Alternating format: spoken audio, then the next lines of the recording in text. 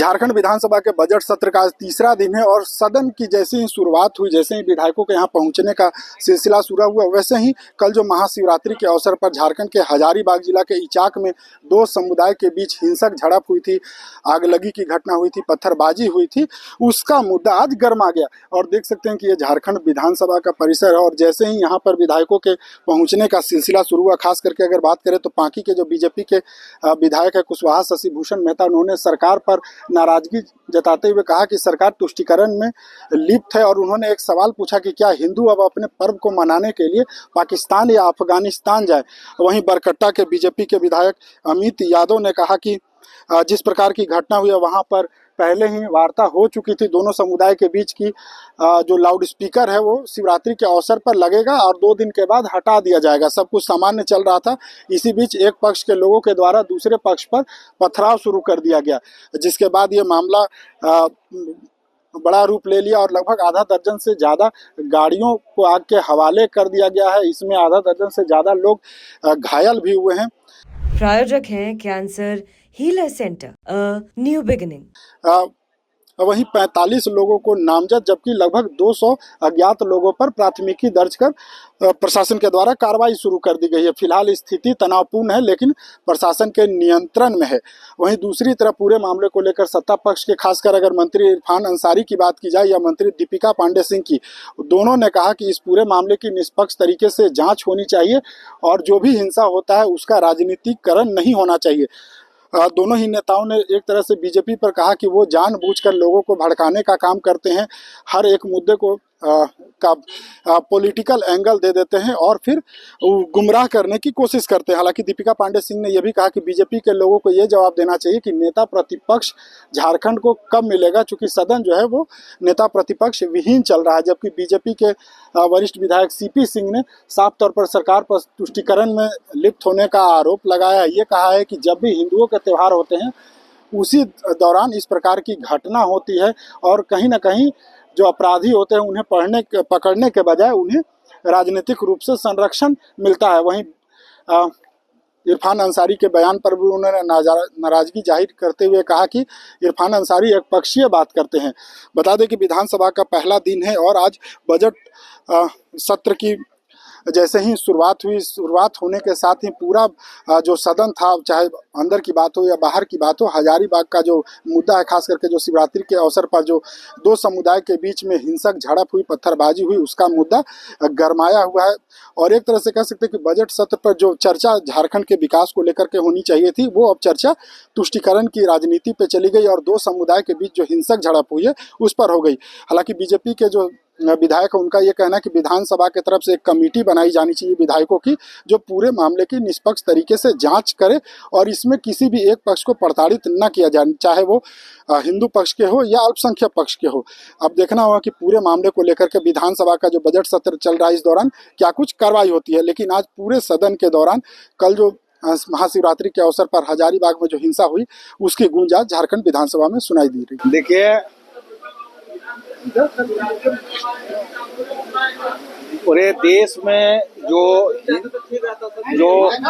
हिंदुओं का त्योहार है, जितने हिंदू का त्योहार है, आज हम बहुसंख्यक जो हिंदू समाज है, सनातन धर्म के लोग हैं, आज स्वतंत्र रूप से अपनी इच्छा के अनुसार अपने त्योहार मना नहीं पा रहे हैं।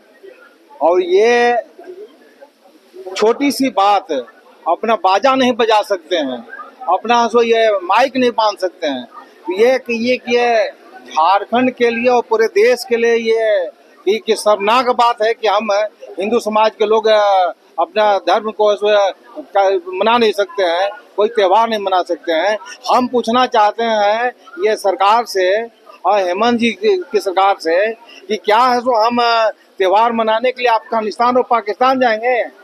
कैसे हम स्वतंत्र रूप से मनाएंगे? उनका जब त्योहार होता है तो ये कहिए कि ये कहा मुस्लिम भाइयों का, तो वो लोग ऐसा पूरी तरह से हम लोग उनको सहयोग करते हैं, पूरे हिंदू समाज सहयोग करता है। लेकिन आज ये विडम्बना है कि हम स्वतंत्र रूप से अपने इच्छा के अनुसार न तो बाजा बजा सकते हैं, न हम जुलूस निकाल सकते हैं, न हम त्योहार मना सकते हैं।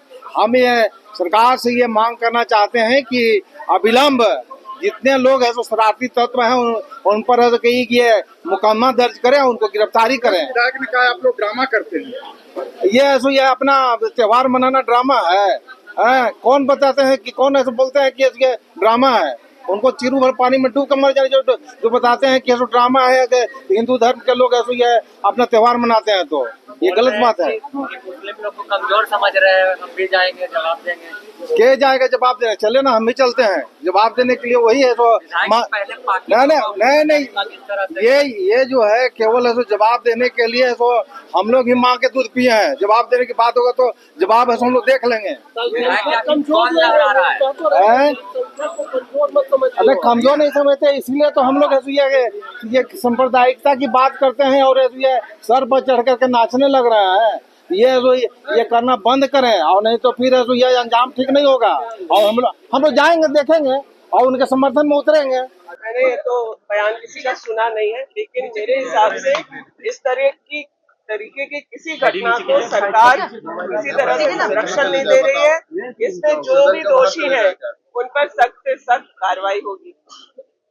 मैडम, भाजपा की सरकार है कि इंडिया ने क्या पाकिस्तान में त्योहार मनाना होगा, आरोप लगा रहे हैं कि एक धर्म विशेष को गलत आरोप है इनके पास। कोई बात होती है तो उसका राजनीतिकरण और खास करके उसको कम्युनल बनाने का जो प्रयास भाजपा करती है, इससे पूरा देश इस बात को जानता है।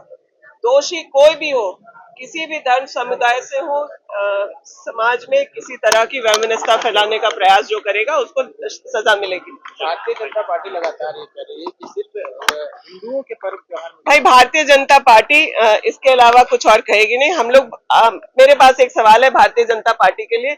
मैं आप लोगों से निवेदन करूंगी कि जैसे मुझसे आप लोग सवाल कर रहे हैं, हम लोगों को भी पूछ करके बता दीजिए कि सदन को नेता प्रतिपक्ष कब मिलेगा। ये मलेच्छ लोग हमेशा हिंदू पर्व त्योहार हो, जब तक उस पर पत्थरबाजी नहीं करेंगे, जब तक हिंसा नहीं करेंगे, पता नहीं उनको यही पढ़ाया जाता है, यही सब उनको संस्कार दिया जाता है कि हिंदू का पर्व त्योहार में तुम ढेला फेंको, तुम उस पर मार काट करो। क्या किया जाएगा? वे सरकार उन्हीं की है ना, जो सरकार भी तो मलेच्छों की है। तो मलेच्छों में हिम्मत है, हिम्मत है तो हिम्मत है। तो मैं यही कहूँगा कि हिंदुओं को एकजुट होने की जरूरत है और ऐसे मलेच्छों से लोहा लेने की जरूरत है, क्योंकि ये मलेच्छ मानेंगे नहीं। यही नहीं, देश के किसी भी कोने में देखिए, और देश का विश्व के किसी कोने में भी जो भी आतंकी घटनाएं होती है, कौन करते हैं?